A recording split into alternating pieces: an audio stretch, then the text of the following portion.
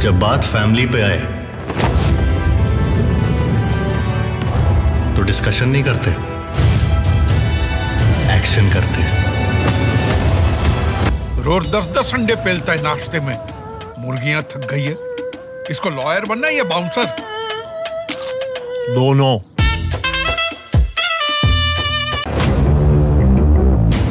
बाबा मैं बचपन से देख रहा हूँ, आप मुझे कभी अंदर नहीं जाने देते। रणदीप तुम्हारे पिता है, वाल्मीकि तुम्हारा बाप नहीं है। कौन हो तुम? मैं रणदीप का असली बेटा हूँ। तो ये कौन है फिर? 25 साल से उन्हें लग रहा है कि उनका बेटा है। ये कौन है? उसकी फियांसे। तो तुम्हें किस क्यों कर रही है? We love। हाँ। Shahzada Valmiki, I am owner of this building, this garden and you. Suit पहन के इंग्लिश बोलने का मजा ही कुछ और है। वरना पगार काट दूंगा। हाँ तो भाई सिंगल मिंगल लोगों सब कैसे हो, ठीक हो ना। आज हम शहजादा मूवी पर बात करने जा रहे हैं।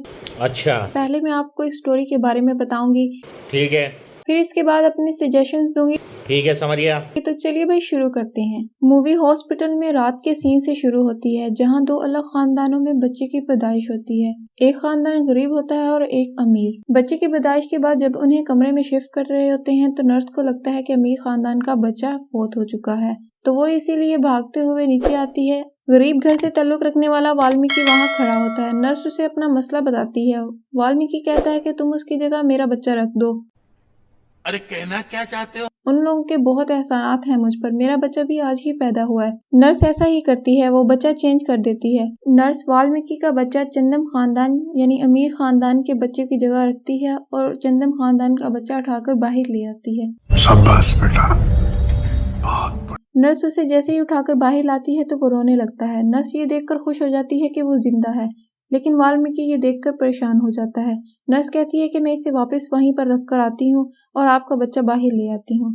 वाल्मीकि ये नहीं करने देता, कहता है कि नहीं, अब ऐसा नहीं हो सकता। मेरा बच्चा अब ऐशो इशरत वाली जिंदगी गुजारेगा और ये मेरे घर रहेगा। नर्स कहती है आप ऐसा क्यों कर रहे हैं? वाल्मीकि कहता है कि हम दोनों एक ही जगह काम करते थे, लेकिन इसका बाप अमीर हो गया और मैं गरीब ही रह गया। लेकिन अब मेरा बेटा अमीर वाली जिंदगी गुजारेगा और ये मेरे साथ गरीबी वाली जिंदगी गुजारेगा। नर्स वहाँ से उस बच्चे को लेकर भागने लगती है। वाल्मीकि उसे धक्का देता है और वो नीचे गिर जाती है। नीचे गिरने की वजह से उसके सर में चोट लगती है और वो कोमे में चली जाती है। कौन है ये लोग? कहाँ से आते हैं?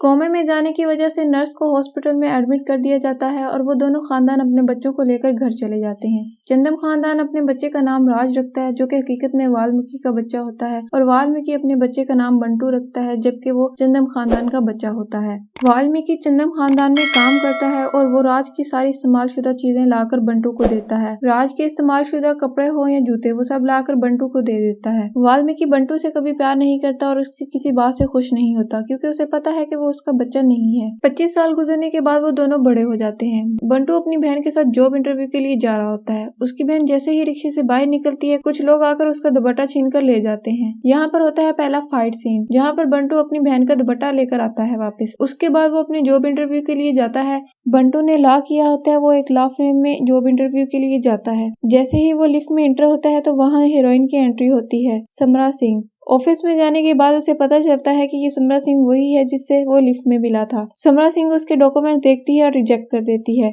बंटू कहता है कि आपने मेरे डॉक्यूमेंट देखकर मुझे रिजेक्ट कर दिया है, आपने मेरा टैलेंट नहीं देखा। समरा सिंह बंटू को एक चांस देती है। उसके पास 2 क्लाइंट बैठे होते हैं। कहती है कि इनका केस हैंडल करो, मुझे बताओ कि तुम इसे कैसे हैंडल करोगे। बंटू उन दोनों की सुलह करवा देता है। समरा कहती है तुमने तो मेरे क्लाइंट भगा दिए, और वो उसे रिजेक्ट कर देती है। मैं क्या करूं, फिर जॉब छोड़ दूं?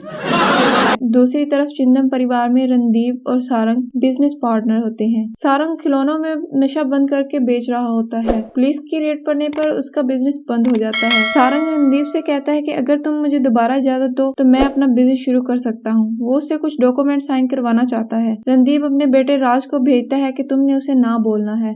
और वो ये नहीं कर पाता। रणदीप थोड़ा ही दूर कैफे में बैठा सारंग और राज को देख रहा होता है और हीरोइन भी वहाँ उस कैफे में अपने क्लाइंट के साथ डील कर रही होती है। वो इस डील के लिए रजामंद नहीं होती। बंटू भी वहीं मौजूद होता है। क्लाइंट जबरदस्ती करने की कोशिश करता है तो बंटू आकर उसकी धुलाई कर देता है और कहता है कि जब उसने ना बोला तो इसका मतलब डेफिनेटली ना ही है। ये बात रणदीप को बहुत पसंद आती है क्योंकि उसका बेटा राज सारंग को ना नहीं बोल सका, इसलिए उसे बंटू का ये स्टाइल पसंद आता है। इस सीन के बाद हीरोइन बंटू को जॉब के लिए भी हायर कर लेती है। दूसरी तरफ वाल्मीकि उस नर्स के मरने का इंतजार कर रहा होता है जो कि कोमा में चली गई थी। हीरोइन के पापा उसे लेकर राज के घर रिश्ता देखने जाते हैं और राज इस रिश्ते के लिए हाँ कर देता है, जबकि हीरोइन ये रिश्ता नहीं करना चाहती क्योंकि उसे बंटू से प्यार हो गया है। वो वापस आकर बंटू को सब कुछ बताती है और कहती है कि मैं ये रिश्ता नहीं करना चाहती। बंटू कहता है तो चलो हम राज के पापा से बात करते हैं। वो जब राज के पापा से बात करने जाते हैं तो उन्हें वहाँ राज के पापा जमीन पर गिरे हुए मिलते हैं क्योंकि सारंग पहले ही ऑफिस में मौजूद था और उसने रणदीप को जख्मी कर दिया था। सारंग खुद बाहर निकल जाता है और बिल्डिंग के सारे बाहर निकलने के रास्ते बंद कर देता है, लेकिन फिर भी बंटू उसे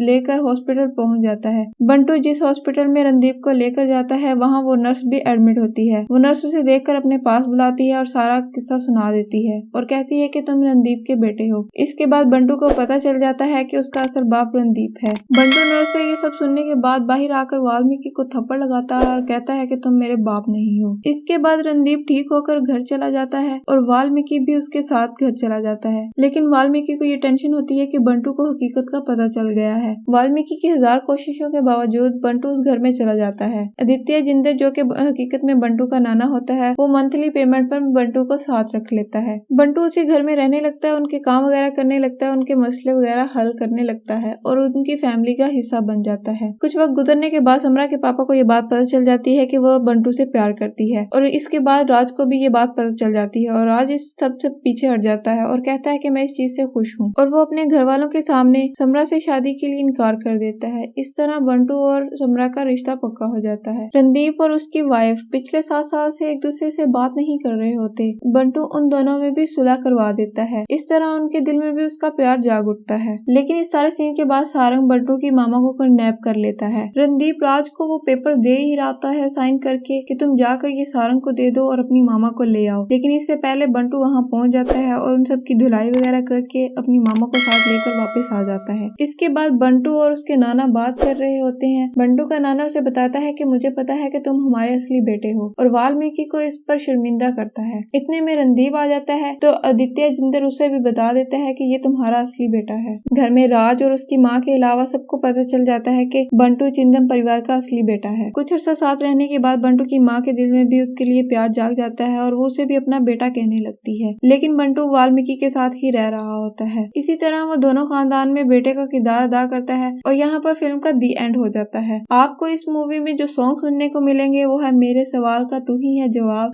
ठीक है। दूसरा सॉन्ग आपको जो इस फिल्म में सुनने को मिलेगा वो है जब से तू मिली है मुझे यारों से रहा ना कोई काम। ठीक है।